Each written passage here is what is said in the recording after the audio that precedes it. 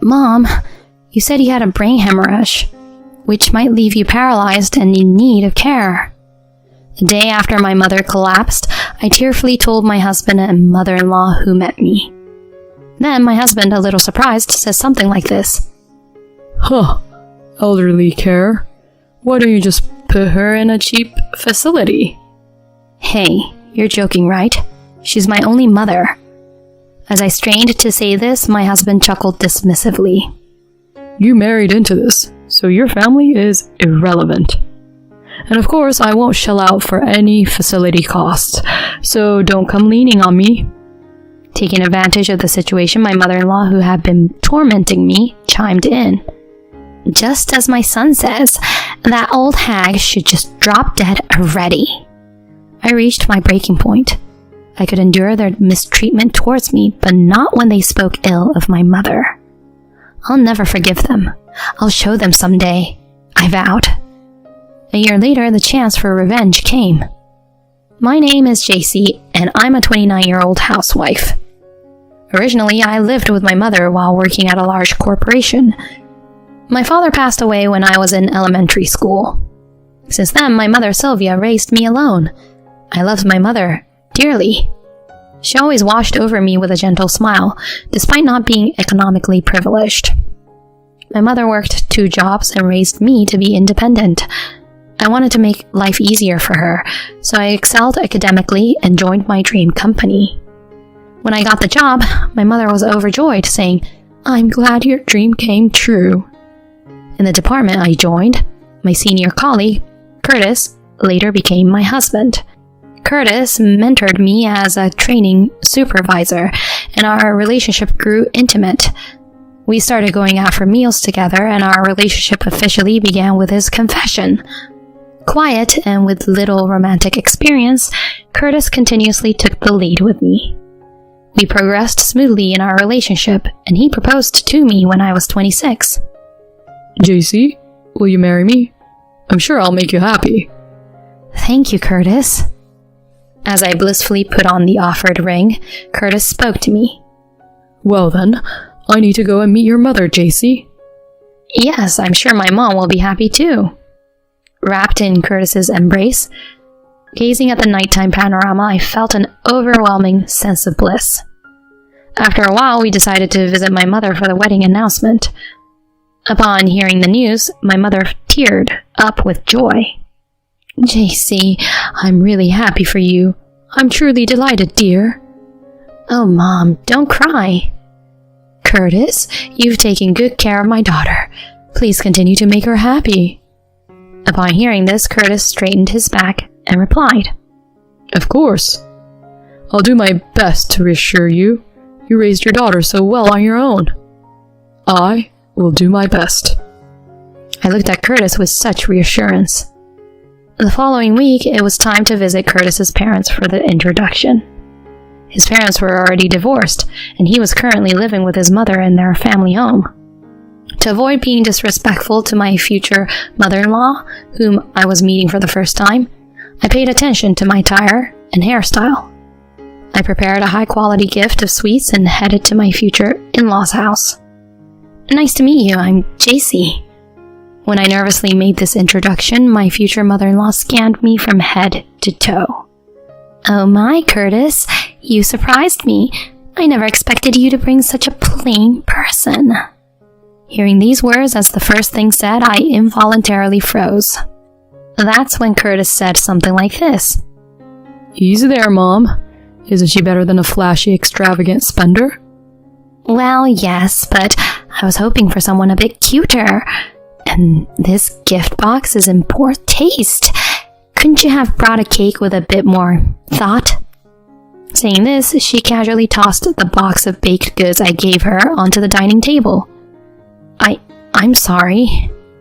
My mother-in-law snorted at me as I got smaller and took a seat. Curtis urged me to sit next to him. So, Mom, I want to marry her. As Curtis announced this, his mother-in-law sighed. Well, Curtis, you are at the age to get married, I suppose. I'll allow it. Oh, thank you. But you, young lady, why don't you quit your job and move in with me? Huh? I looked at Curtis in panic. I had already communicated to him that I wanted to continue working even after marriage, and of course I assumed we would be living together. But Curtis responded happily.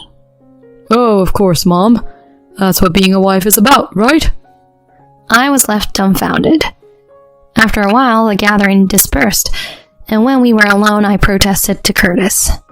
Hey, Curtis, I told you I want to work even after marriage. Oh, that? I was planned to have you quit once we got married. What are you talking about? It's awkward to have your wife in the same company. Besides, I don't want to be seen as a man who can't support his wife on his own income. With an attitude that seemed natural to him, Curtis continued, and even though I felt dizzy, I persisted. And what about living together? I thought we would have our own place. Huh? Did we talk about that?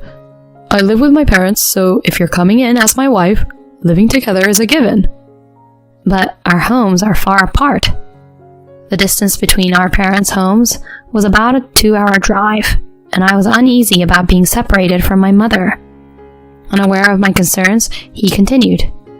What? Coming in as my wife means leaving your parents' house and entering your husband's house. It has nothing to do with your parents, right? My mom is going to be your mother now.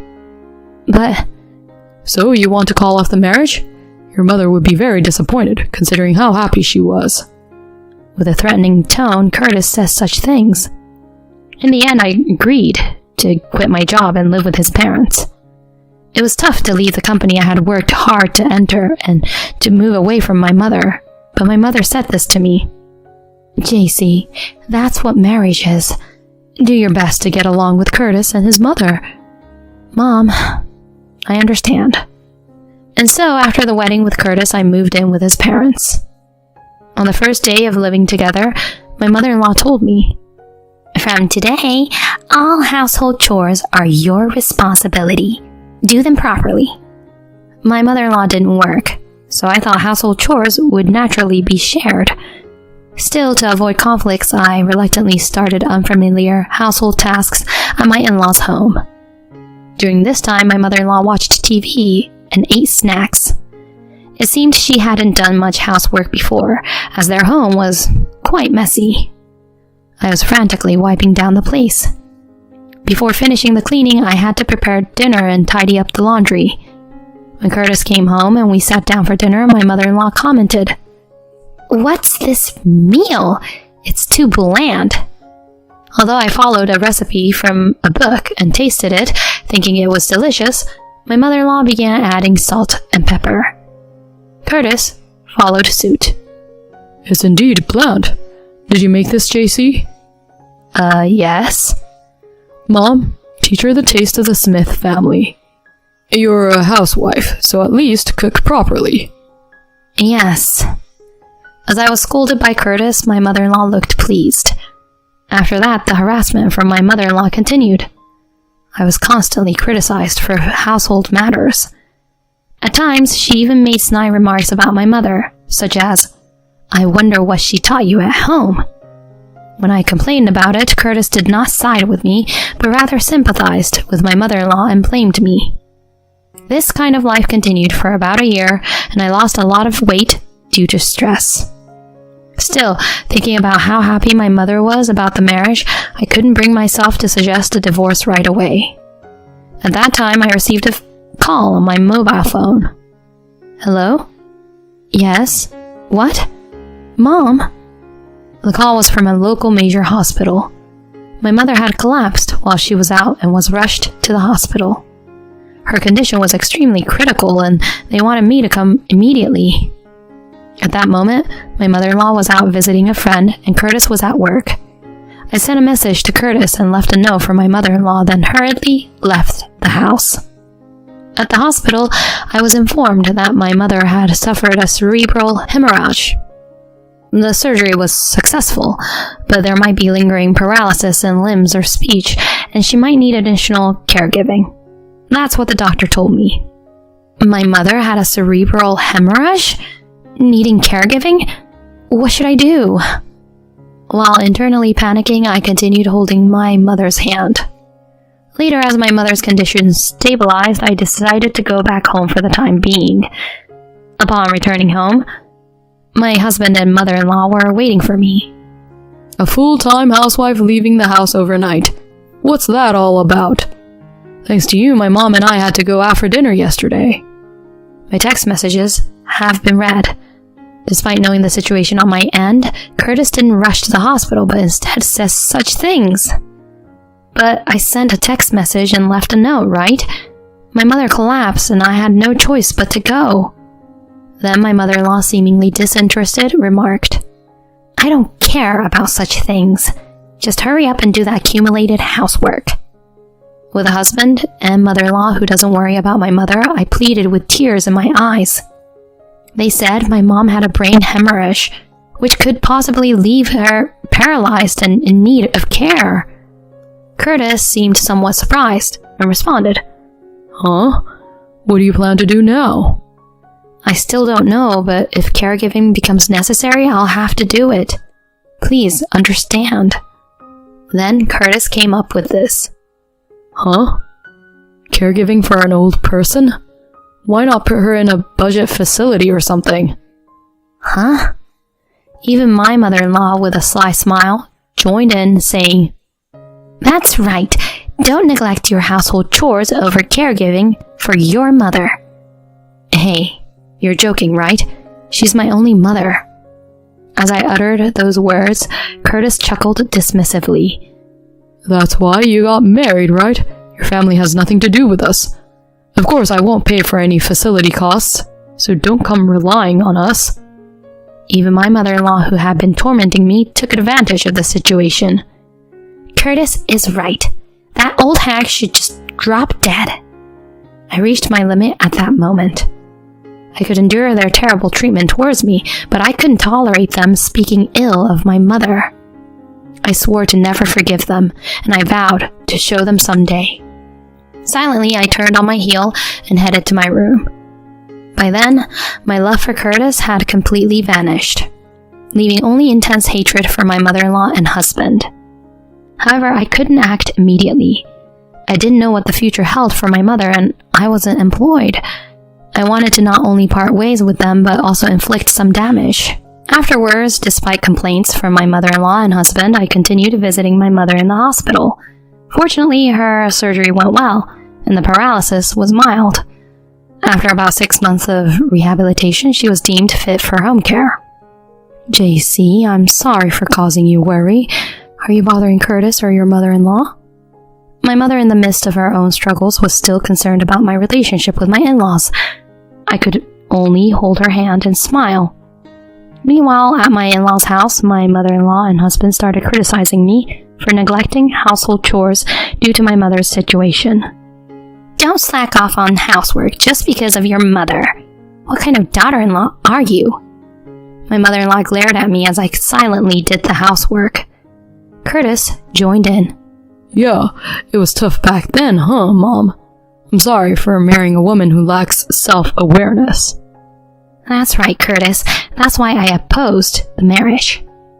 I should have thought more. I'm sorry for causing trouble for you, Mom. It's not your fault, Curtis. It's all because that woman is a failure. I acted as if I didn't hear their words. Gradually, I stopped talking in this house and became like a household robot.